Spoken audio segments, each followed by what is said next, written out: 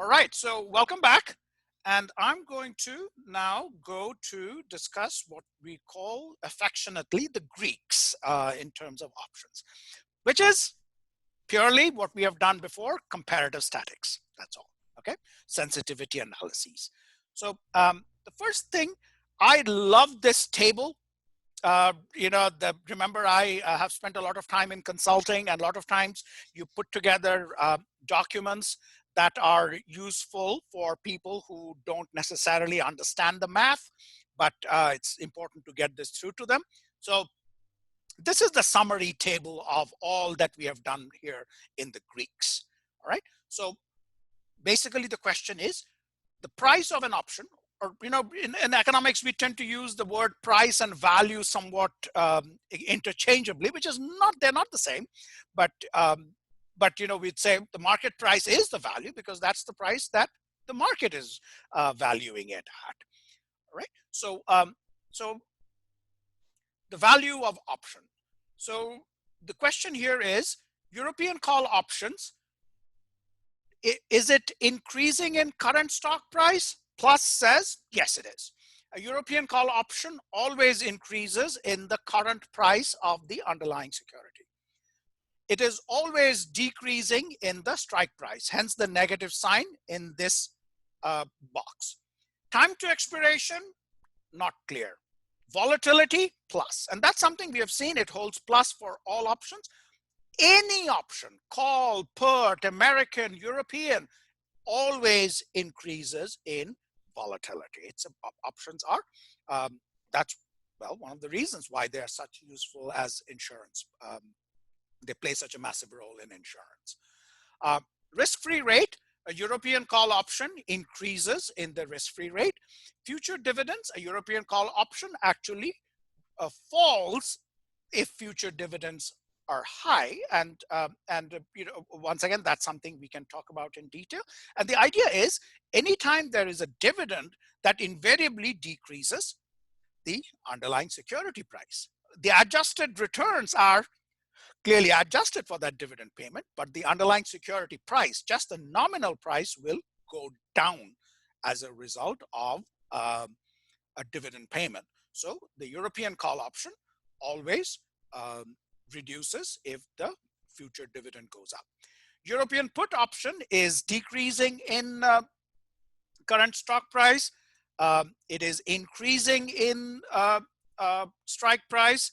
We don't know how it works with a time to expiration, hence the question mark. It is increasing in volatility, as I mentioned. It's decreasing in the risk-free rate, and it is positive. It's increasing in future dividends. And once again, the reason is exactly what I said earlier. With American call options, it is pretty much very similar, except when it comes time to expiration. Any American option, call or put, is always increasing in the time to maturity, whereas it is not clear why that is the case for European calls or puts. And that is simply because of the optionality. Remember, an American call option, if something that expires in a month versus something that expires in a year, everything else remaining the same, the underlying security, the volatility, risk-free rate, strike price, of course, all of those remaining the same, something that expires in a month and something that expires in a year. Remember, an American option has the right, but not the obligation, to exercise between now, any time between now and expiration. So something that expires in a year has 11 more months of choice, and choice is always positively priced. Choice can never have negative price, which is why, again, why options will never have negative prices, whereas futures and forwards might. Okay, so that's why the time to with American calls and puts, the time to expiration is always a positive relationship. Okay. So these are the Greeks. What we need to know, delta, it measures impact of a small change in asset price. So this is the derivative of the price with respect to the securities price. Gamma, which is the second derivative. And because the reason is, first derivative is simply the linear. It's an approximation if the function is linear. But if the function is very curved, as the price of the option is as a function of the underlying price, if it's very curved, then we need not only the first derivative, we also need the second derivative, and that's the gamma. The theta measures impact of the passage of time. Vega measures the impact of a change in volatility, and rho measures the impact of a change in the interest rate. All right. So there is a huge body of work in terms of these Greeks, and not only are they just interesting in terms of sensitivity analysis, but they're also important in terms of deriving or manufacturing options for the market and in valuation and so on.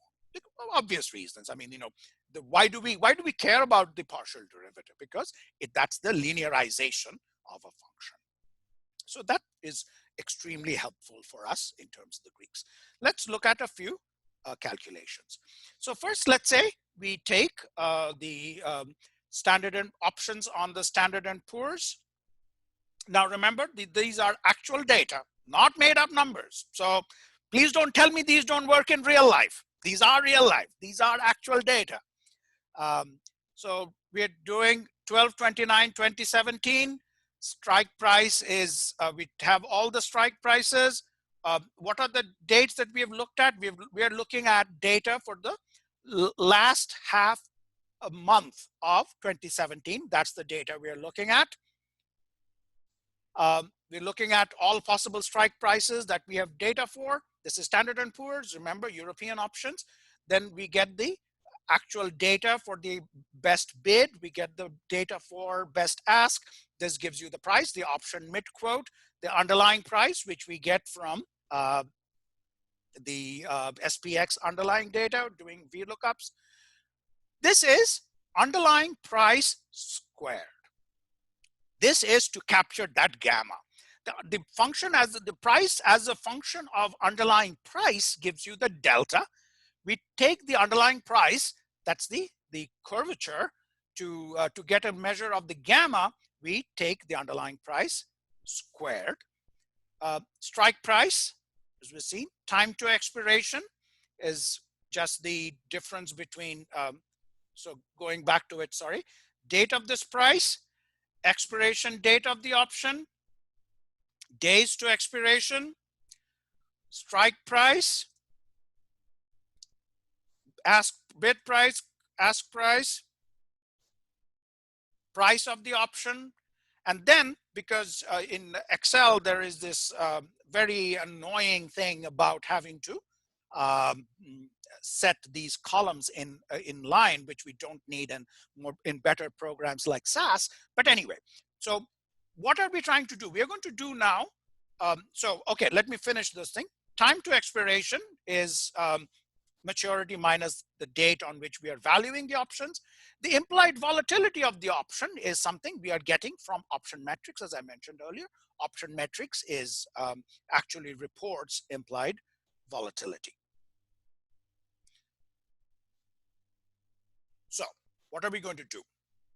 Remember, what are partial derivatives? They are the coefficients of a linearization. So we are going to do, and what is a regression? Regression is a linearization. So if we do a regression, the coefficients actually give you the values of the Greeks, the comparative statics, which is great. So what are we going to do? See, the K is your option price, L is the underlying price, M is the underlying price squared, N is the strike price, O is the time to expiration, P is the volatility, Q is the risk-free rate, and R is the volume. So now we do a regression of the option price on all these factors. So are then, we the slides, or are you on Excel? I'm on Excel. You see the slides? Oh, darn.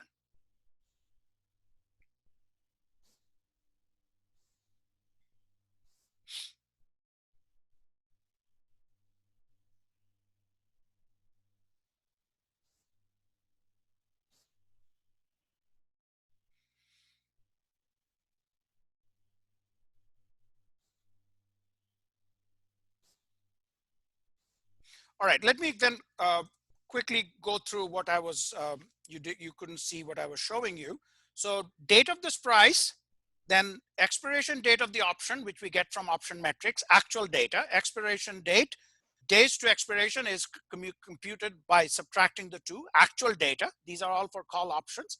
Then strike price, actual data, strike price that, we divided by 1,000 to get the actual price. K gives you the price of the option, and that we are going to regress on underlying price squared, strike price, time to expiration, volatility, risk-free rate, and volume. So we do this regression, and the regression results are in this spreadsheet, and this is what we get. So the underlying price, the coefficient is positive, and p-value is significant, is positive and significant. So delta is positive, which makes sense given what we discussed earlier. Gamma, which is the coefficient for underlying price squared, is negative and significant. Kappa is negative and significant. The negative theta is positive and significant. Vega, remember, that is the about the dependence of the option price with the volatility. That turns out to be quite significant, quite high and significant. Rho, the risk-free rate, is negative and significant, and volume is just something we're controlling for, and that turns out to be significant as well. So this is some data as we have calculated from actual data for these particular Greeks for call options. These are European options.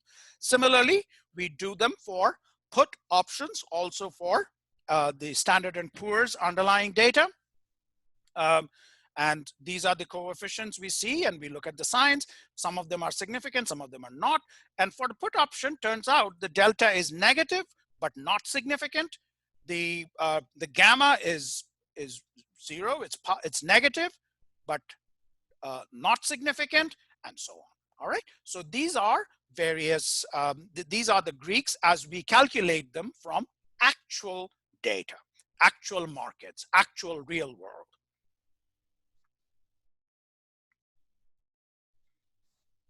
So now let me show you, before we move on, is for American options. These are for Microsoft.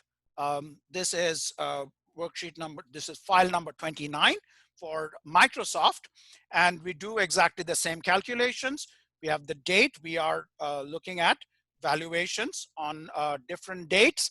The expiration date is given. The days to maturity is calculated, expiration date minus the date on which we are valuing the option. These are all call options. We get the strike price, once again, from real data, actual world, the best bid, best ask, the price is the mid quote, and we are going to regress the price of the value of the option on underlying price squared, strike price, days to maturity, volatility, risk-free rate, and volume. All right. Once again, we are doing the linearization. That's what a regression is, and that's what we are going to do. The regression results are right here. This is for American option and based on 1/2 month of data. And what do we see? So the delta is positive, but not significant. Interesting. Gamma is positive and significant. Kappa is negative and significant. The negative theta is positive and significant. Vega is positive, quite positive and significant. Rho is very negative, but not significant. And that happens because that's the nature of the data. If you have a lot of variation, because the standard error is quite high, those are the results you get. And as we see, some of the times, that's the nature of working with actual data. You will sometimes get results that are very consistent with theory, and sometimes the results are not completely consistent. But in those kinds of situations, instead of saying they never work in the real world, one should actually put some actual thought into it and think through what it is that are causing these kinds of inconsistencies. So similarly, we take all the put options data, take the price, the value of the put option, regress this, come up with the linear relationship between the price of the put option and underlying price squared, and all these variables, and we do the regression. The results turn out to be as posted on your Blackboard account. The delta is negative, as we expect, and significant. Gamma is positive and significant. The kappa, which is the linear impact of the strike price for a put option, is positive and significant, and so on. All right, so you can actually do these results for this. These are American options based on 1/2 month of data. You can calculate, you can not calculate, you can estimate these Greeks for that particular half month based on this. So just the Vega, which is obviously, it's great to see that it is positive, because one of the most important things about all options is the idea that the value of an option increases with the volatility of the underlying security. Okay, let's take a couple of minutes to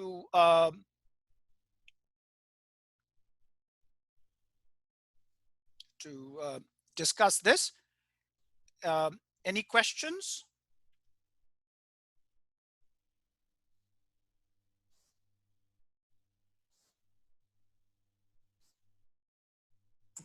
Yeah, so what did you use exactly for the dependent variable? Sorry, could you repeat that, Gail? For the regression, what did you use for the dependent variable? That's option price. Oh, okay, thank you. So if you go to call options, you're regressing. Can you see the Excel file? Yes. Okay, so K is the left-hand side variable. Sorry, not K, J. That is the midpoint of the bid and ask. That's the price of the option. And you're regressing the price of the option on all these variables. Remember, the Greeks are all about the price of an option and what it depends on. That's what Greeks are. We're doing the sensitivity analysis, the comparative statics, or asking these questions. How are prices of options affected by all these variables? Okay, and so the left-hand side variable is the price of the option, and we're doing all these variables, and we're coming up with these estimates of these Greeks. Thank you. All right.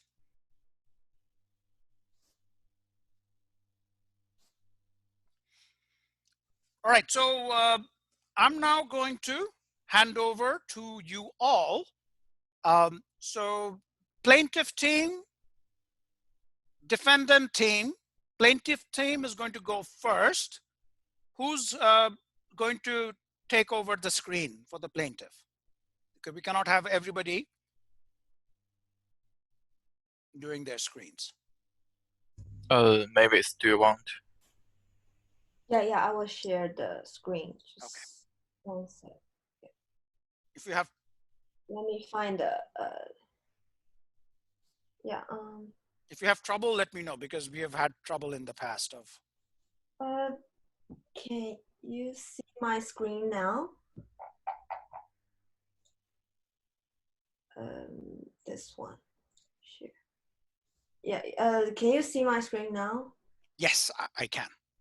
Okay. Yeah, because we created a Google Doc, so everyone could add on their slides, and obviously I will have until 12:28.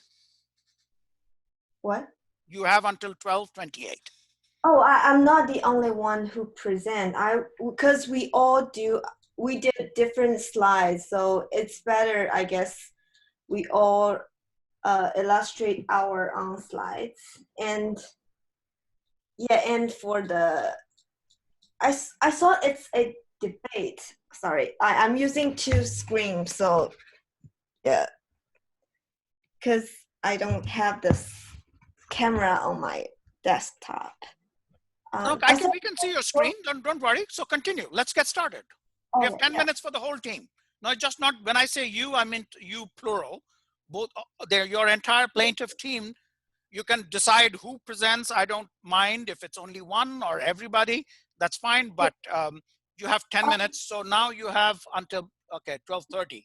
One second. I saw it's a debate, like we going back and forth. No, 10 minutes per team. Yeah. I will start with the first 3 slides, so we get the basic fact or the background of this case. So I know everyone's professional, at least familiar with this case. So just make sure we're at the same page. Make sure we know what the convertible notes is, a warrant is, and subscription agreement is. So warrant, I was told by professor we can just treat it like option. We talked in the past 2 classes. It's similar. They have differences, but we can treat it like, at least for this case, treat it the same thing. And the convertible note is a form of short-term debt that converts into equity. The agreement is just a premise. And the background is on about November 12, 2009, our company purchased from ACTI, Advanced Cell Technology Inc.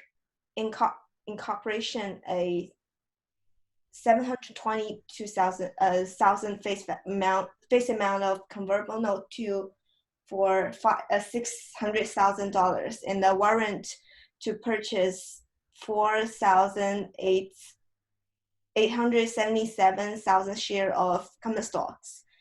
And we did the same amount of the convertible notes and warrant again on about February 18th, 2010. And we also have warrants we purchased back in 2005 and 2006.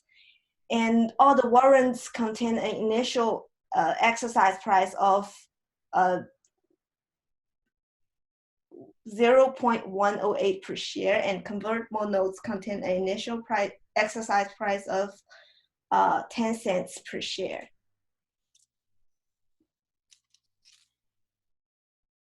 And so I think I will take from here. So based on the case fact, I did a little bit of digging around on the case files, and according to the 10Q published by the defendant on September 30th, 2012, I think because it's a previous case, so we can get the 10Q. The court ordered defendant to issue 39 million or so shares of common stock to the plaintiff of capital, which is on our side. So the final settlement I think it's 2 months later. Yeah, it's on the September 11th, 2012, include an issuance of additional 34 million shares of common stock to the Alpha Capital, which is a plaintiff, and plus $500,000 of ramification to the in cash to the plaintiff. So use the by-party agreed exercise price, which appears on the most honorable professor's analysis, and also in the filings from our side. The exercise price is 3 cents and 53 dollars. I think the final settlement for the damages round is $1.71 million worth in total. This is the background. So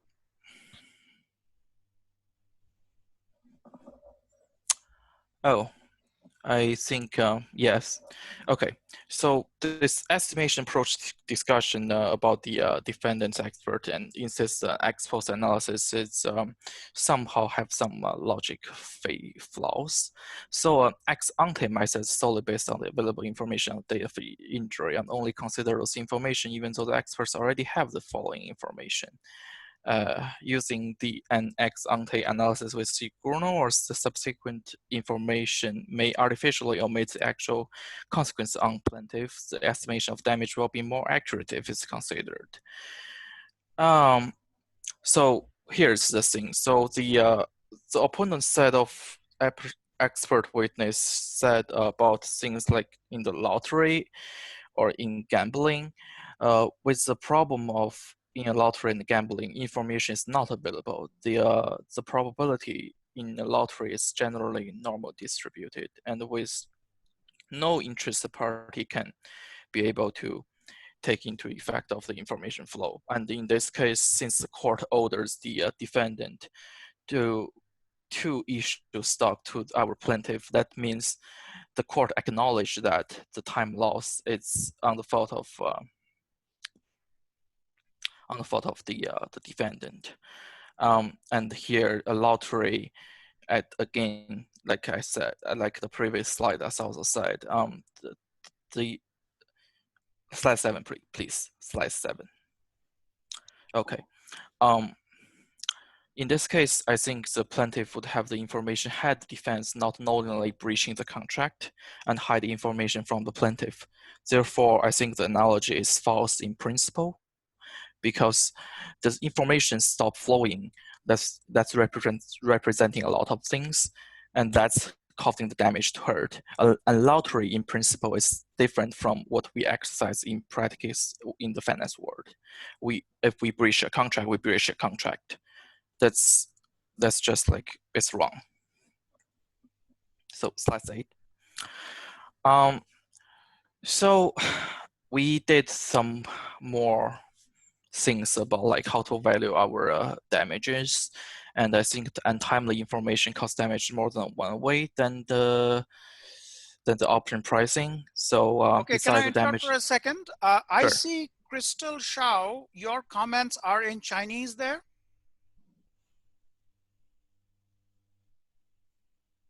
I specifically mentioned that every communication on this case, because you have people who are not speakers or comprehenders of Chinese in your group.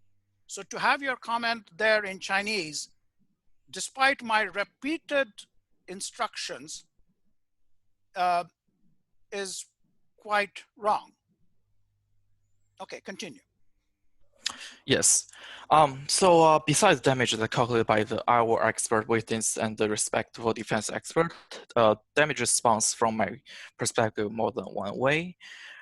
So companies in the financial industry every year pays a huge amount of money to get timely information on the market. Bloomberg Terminals charges $24,000 for single terminal use subscription just to get the up-to-date information. So in this case, I think our plaintiff cannot get timely information about his or her own portfolio. It's very wrong. And so yes, indeed, the defense expert made a rigorous argument that questioned the rationality of early access and online option. And by the way, I think that argument is right every way. However, I think the option of an American option, they do have a loss of choice value over a year that result, and it's irreversible harm to the plaintiff. So we did some valuations on the following slide, if like proceeding. Yes, so we did some little valuation of damages. I know it's may not be like as accurate, but we tried our best. So had our client knows this information here, I believe using a market return to estimate the damage that's caused by this untimely delivery of information from January 2010, which is in the case file, to September 2012, which is at the time of the stock was being issued to our client. So for the purpose of conservatism, so the actual date conversion was used instead of using the information available date, so which is almost a year loss in return in interest for our client. So using this method, we calculate the total loss in return around 1.23 millions in total, and that's like our own work. Yes. So following that, it's a CAPM analysis. I think actually Shao did this. For the Yeah, I did this, and from my estimation, well, I will use this screen because I'm using my iPad for this course. There's something wrong with the camera on my computer. Well, according to the intercept of this regression, it is overpriced. So it makes sense for ACTI to sell the option rather than exercising. And such investor exists in the market. For example, Alpha Capital. So yeah, please turn to the next page. Yeah, the calculation approaches. In the first approach, I estimate the delivery date stock price by growing the JMJ financing date stock price and the generally accepted stock growth assumption of the risk-free rate. As we mentioned before, the black shows, and it is like the risk-neutral valuation. The damage is 0. And in the second approach, well, instead of using the risk-free rate, we estimate the delivery date stock price by using the return. Yeah, we use the data in order to calculate the stock price return. And the damage is a bit over 1 million. Next page. Next page. Next page. Here's some drawback of the black shows. Well, when we calculate the historical volatilities by using the returns available, here are some part of it. Actually, it's very long because I use the daily return. The daily volatility and the yearly volatility, they are not independent of each other, as we can see.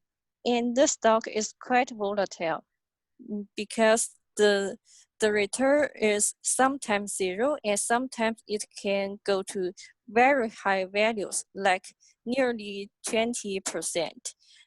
So the fluctuation of volatility is quite large. Okay, next page.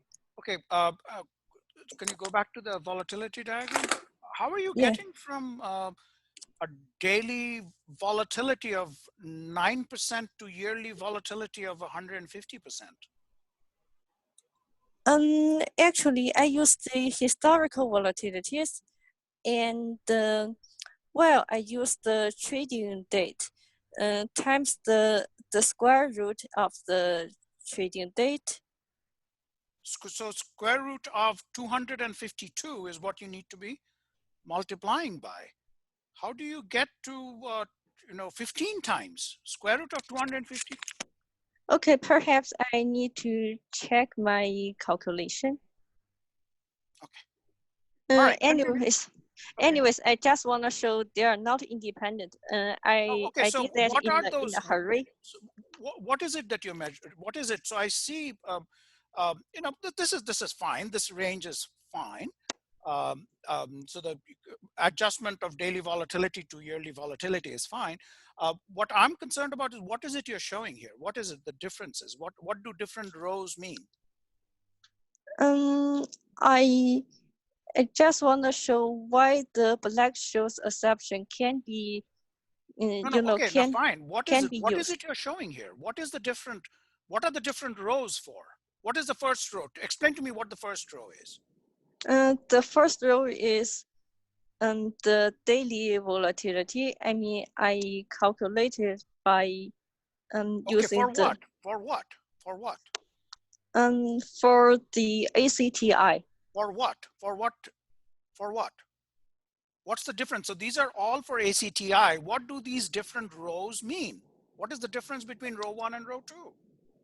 I think for different date. Yeah, different dates. Sorry, my bad. I thought it was column. Yeah, the rows are different days. Okay, give me a bit more information. What different dates are we talking? Have you calculated it over months? Have you calculated? What have you done? Is daily. All right, let's move on. Okay. So that's why it's reasonable to use another approach. Like in this approach, instead of assuming adding the additional stocks, like they have some value, and so there are some damage due to the difference between the value at the time of JMJ financing and the delivery discounted at the delivery of JMJ financing. I mean the discounted value. Okay, next page. And here is the calculation by the defense expert.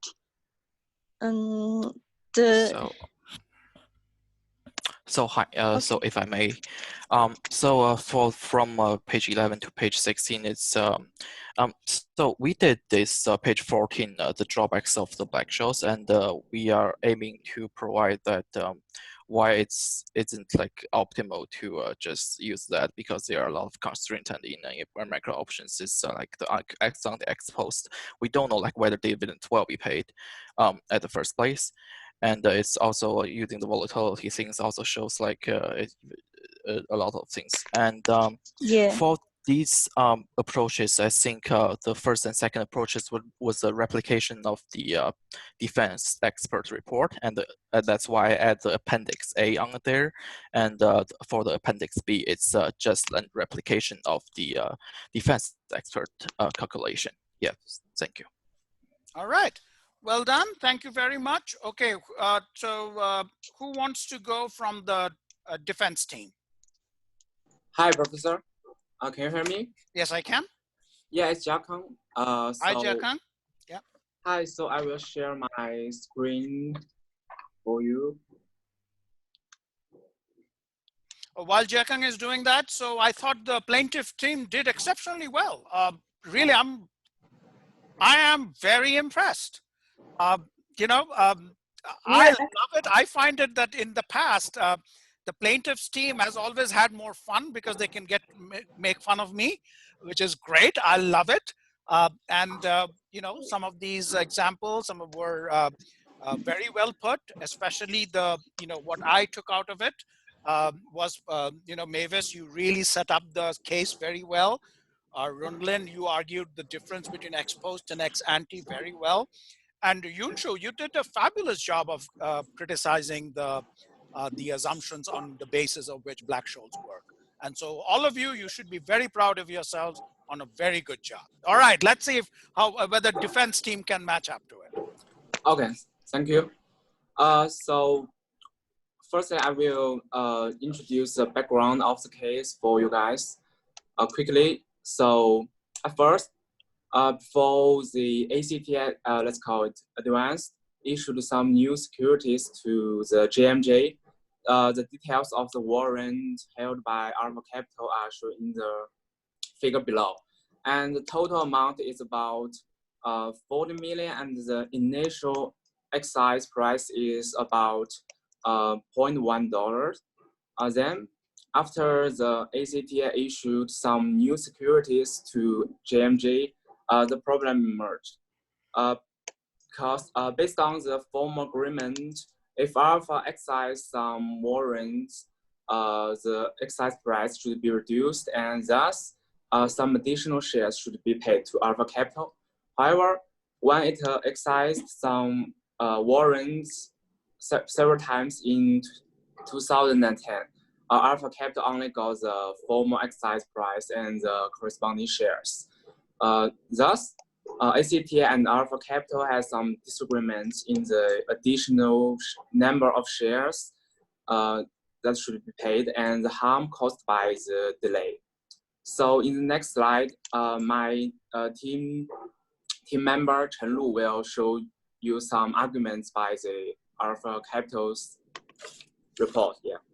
So here are some arguments by Alpha's report. The first one is the exercise price of the stock shares is 0.0285 per share, and the ACTI is obligated to deliver to Alpha Capital at least 39,514,859 shares of its common stock. and 20% of volume can be traded without affecting price. And assertion on selling volume is 15% of market trading volume. And underlying price refers to 5 days volume weighted average price. And the last one is the alpha capital entitled to 18,144,000 shares and suffered a loss totaling $8,832,327. Okay, if I can interrupt for a second, the plaintiffs today, after doing much more rigorous thought, have actually brought it down to about $1 million, as we saw earlier in the plaintiff's presentation. So they're not going with the previous report. They're saying, well, that was kind of when we think about it more clearly, it turns out to be more like $1 million. So go on, Chenlu. Okay, so next my team member will explain why these arguments are wrong.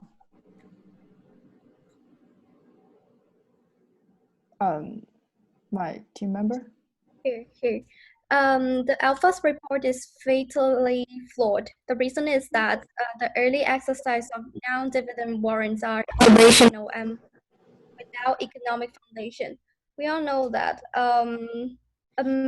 if call warrant without dividend is just like American call without dividend is has the same value of the corresponding European call option, but Franco's report relies purely on the early exercise transaction, and these transactions were irrational, and in addition to the exposed stock prices, these were the only inputs into the calculation of damages. Thus, his report is devoid of any economic logic.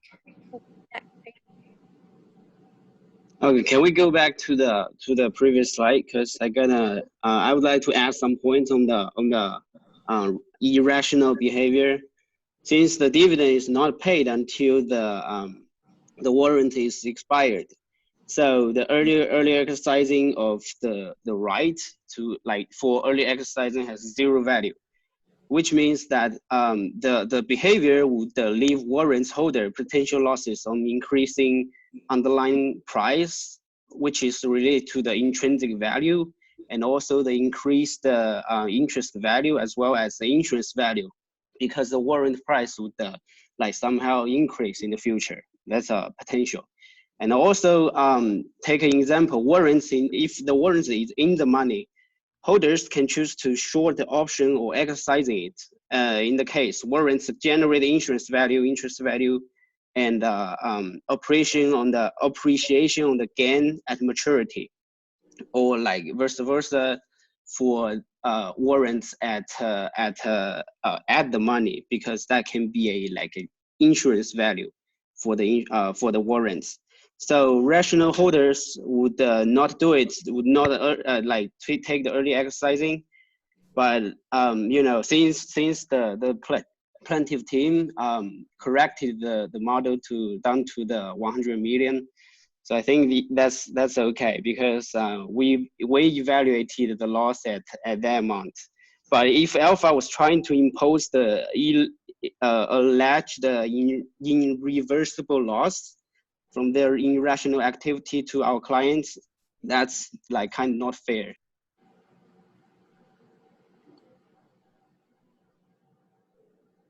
Okay, continue. And next page.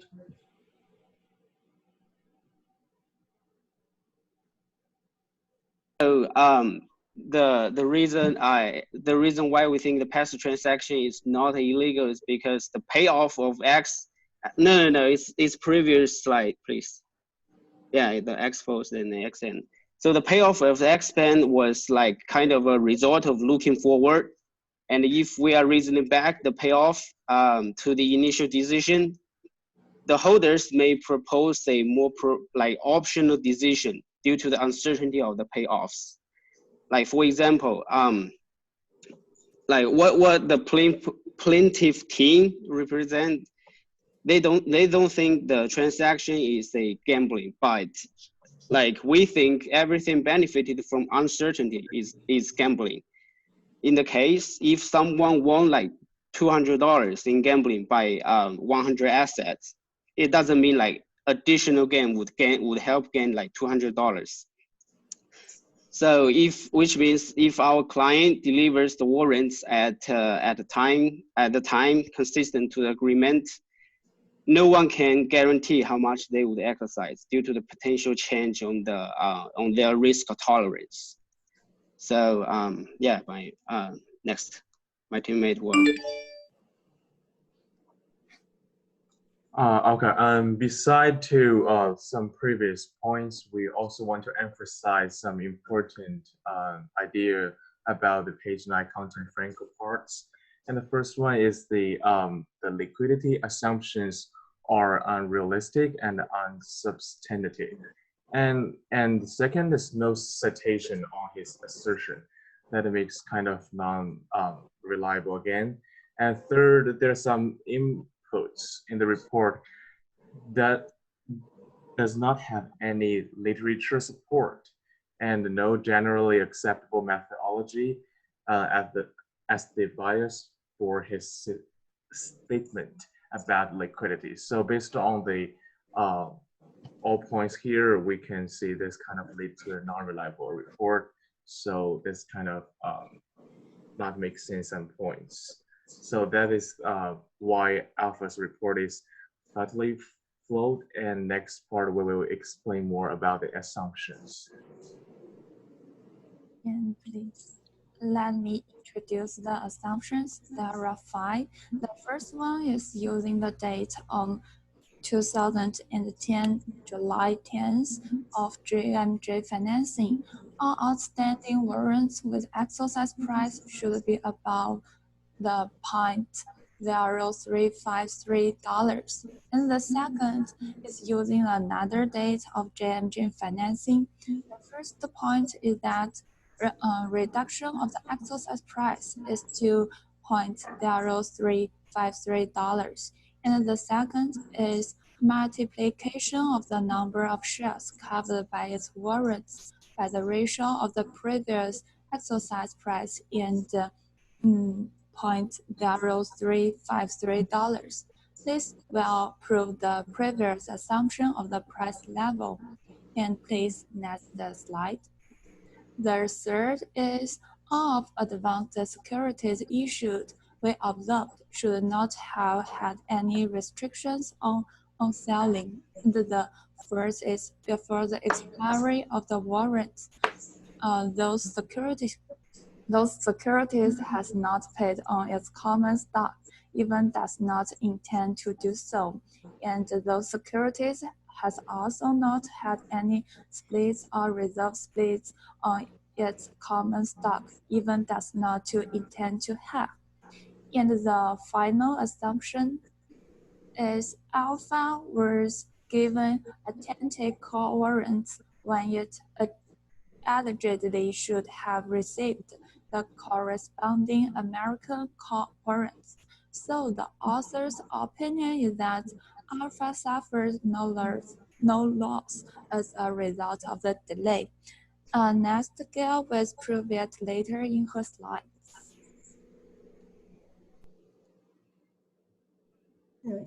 So there were 3 approaches when evaluating the additional shares. The first 2 approaches concludes that there was no loss sustained by Alpha, and the final approach entails that the maximum of the loss, if there were to be any.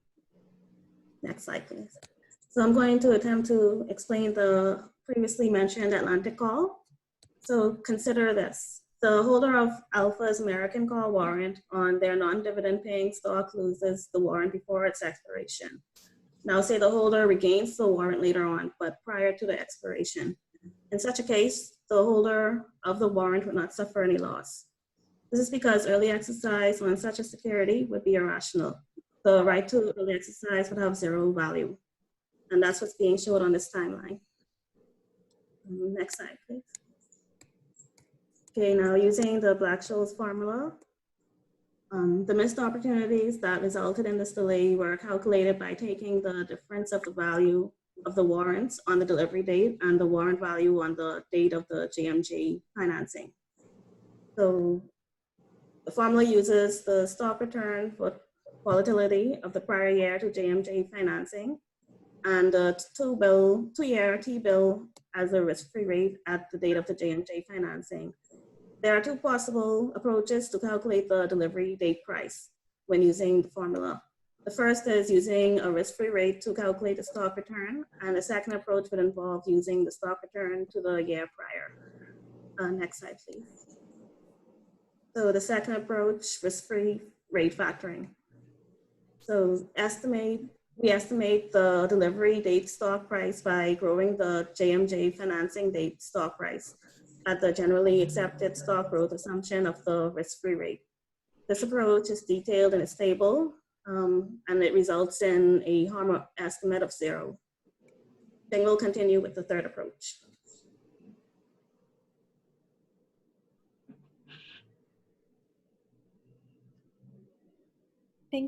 Thank you, Gail. For the third approach, instead of using the risk-free rate, we calculate the annual stock return of the advance for the year prior to the JMJ financing. That is, we use a different estimation of the delivery date stock price of advance by growing the JMJ financing date stock price at the prior year stock return. And we can see in the graph that we have the total harm to the alpha is around 1 million. But we should have to mention that in this approach, it is not universally accepted. It's only accepted in some cases, but in the financial economics field, it's not universally be used. And for the next page is the conclusion. The next page. Yeah, so our conclusion is the range of the harm is from 0 to 1 million. However, like I mentioned before, the 1 million the 1 million is calculated by some particularly method. It's not universally accepted. So we have to take care of this number. So based on the first approach and the second approach, we can conclude that we have 0 harm to the alpha. And also we have to mention that in order to increase our accuracy of the estimation, so we use the volatility range and risk-free range from 1/4 to 4 times of the best estimation. Yeah, so this is all. And thank you, everyone. All right. So thank you very much. I really thought all of you did an extremely good job. So Jiakang, Chenlu, Haihua, Xing, Dongguan, Hanshu, Gail, Jing, and the rest of you, very well done. Absolutely fantastic. Both teams, I think, did very, very good job. And it turns out, at the end of the case, the judge did say $1 million. That was his judgment in this particular case, $1 million. And it's interesting that the plaintiffs actually brought it down to $1 million. The defense also conceded $1 million. So, well, it worked out very well. All right, can you stop sharing this? Okay. All right, so thank you all very much. Very well done. And I will see you next week. And I will arrange for a non-mandatory tutorial session, discussion session this Saturday. All right, have a great day, all of you. Thank you. Thank you.